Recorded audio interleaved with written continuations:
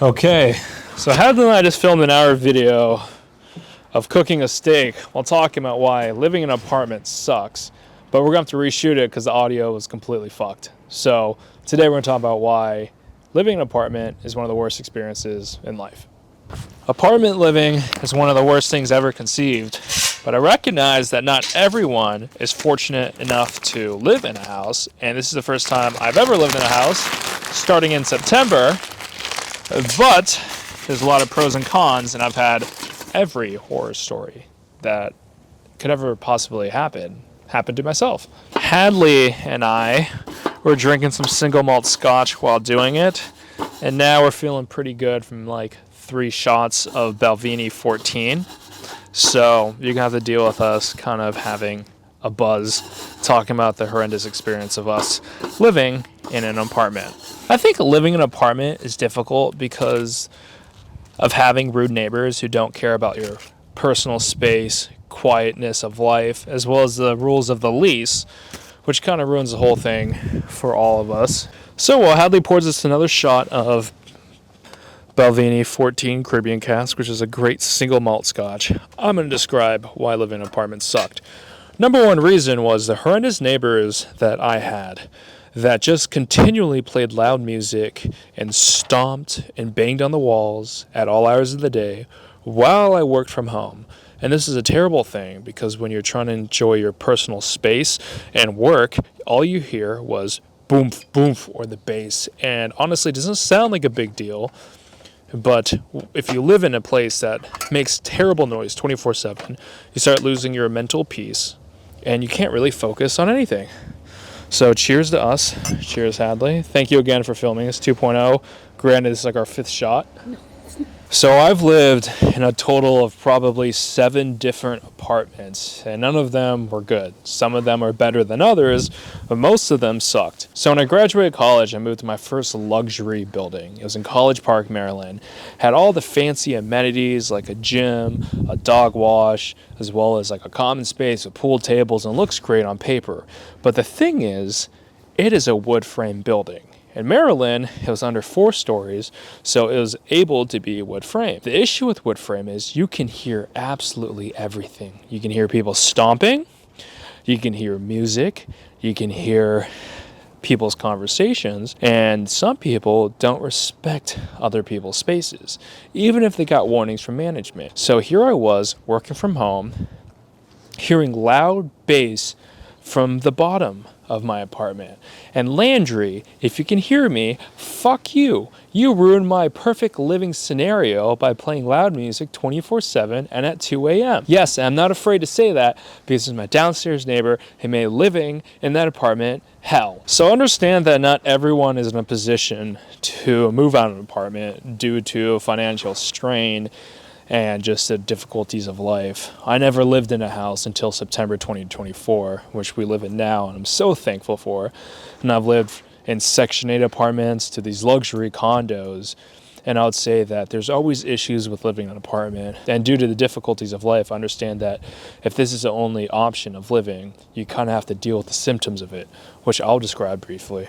Here I was living in a place trying to work from home, and at 2 a.m. when I'm trying to get some sleep, I would hear oomph, oomph, oomph, oomph, because this idiot was throwing a party during the weekday. And no matter what I did, I was a responsible young adult. I told management about it, but the thing was, he said if no other neighbors are complaining about it, it's therefore not a problem, which ruined the whole experience because I was dealing with this personally myself. So I did the responsible thing. I went downstairs, told this motherfucker to turn it down, and I was very respectful, like, hey man, I live above you, it's 2 a.m., could you please turn down the music? And I gave him a bottle of wine. To my knowledge, he actually drank this wine and it became louder. Some people do not care about your personal space and the lease rules, which makes living in these luxury apartments awful. So after talking to management, talking to this guy, after a year of living there, I realized that I had to embrace the suck. Nothing that I could do could change the situation because you're paying thousands of dollars to live in a luxury building where you can't even enjoy it. I know it's a first world problem, but the price you're paying, it should be quiet. Your neighbors should respect your space in an ideal world. So I had to think about my future plan. what could I actually do to change this? I realized that this building was built really poorly. The management sucked, and the tenants that lived here also sucked. Because I moved in during the 2020 COVID pandemic, where housing had an abundance, there's a surplus of it, so they wanted people to fill these places. So they gave you concessions, a month or two rent off, and you only needed a heartbeat and a 500 plus credit score to live here. So I acknowledged that.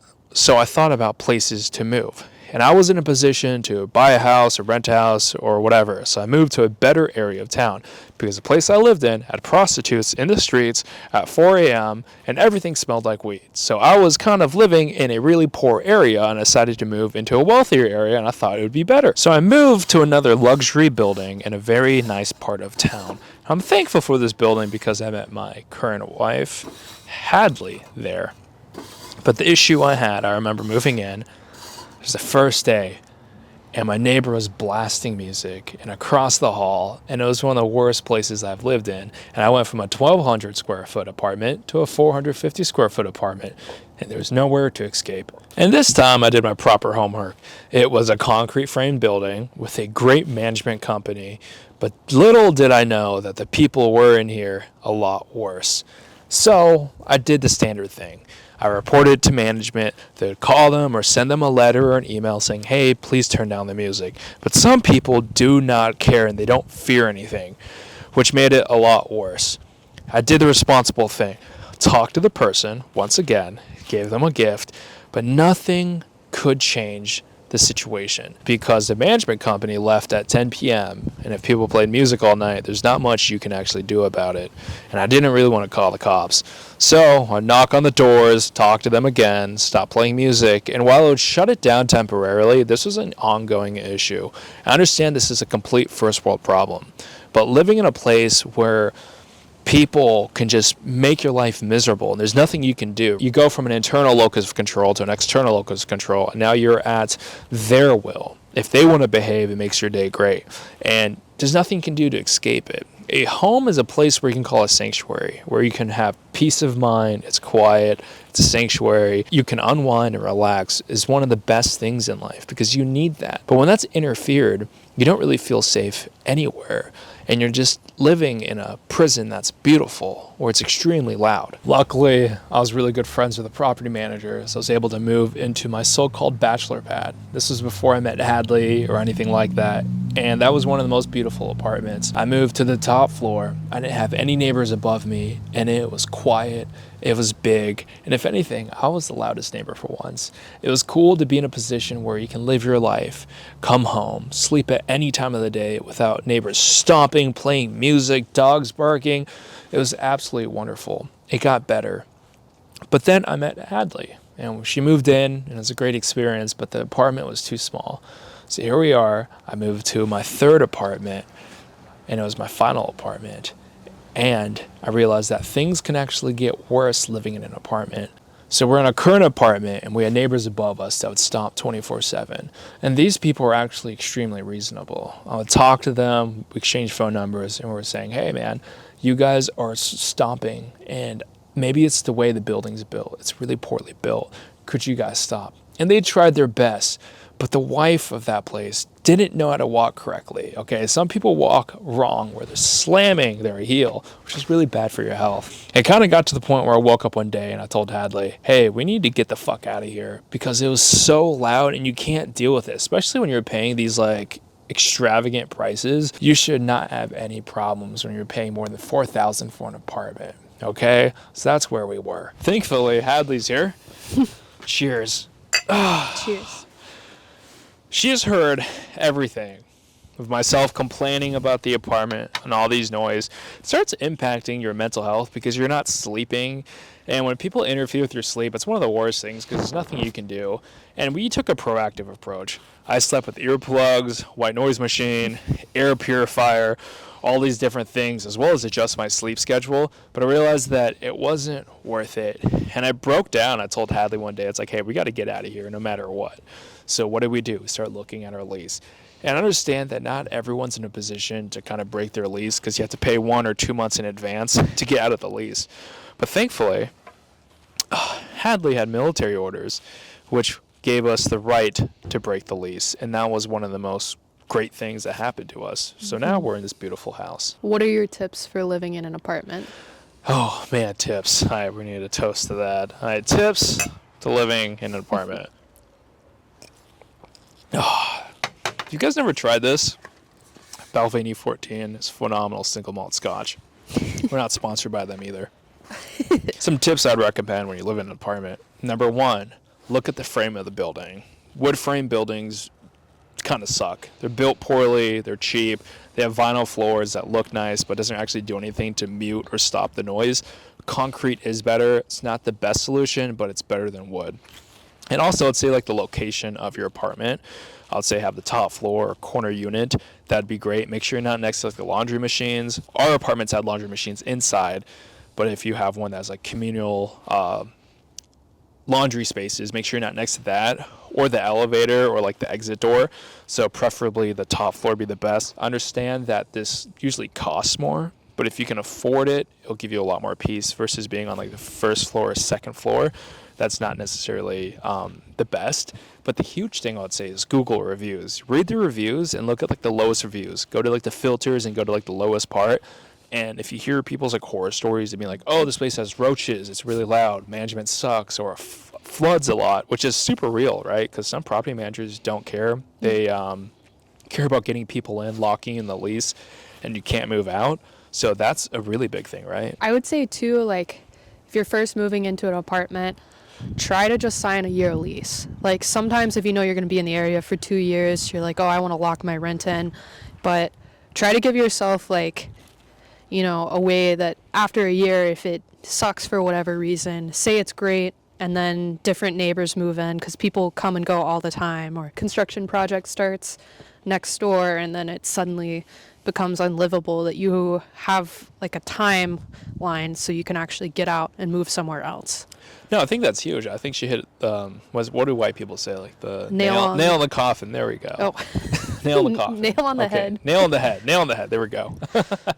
Yeah, construction's a huge thing because when you're in these luxury buildings, they're always like building stuff around you. Example, a light rail, right? The light rails are super loud. The construction would happen at like 5 a.m. all the way till whenever because they have a temporary noise waiver. And the thing is, a year-long lease is probably the best because if you lock yourself in, even though it's really cheap at 2 years lease, people come and go. You're at the mercy of whoever moves in because let's say you secure like a quiet couple with no kids. That's great. But what happens when they move out?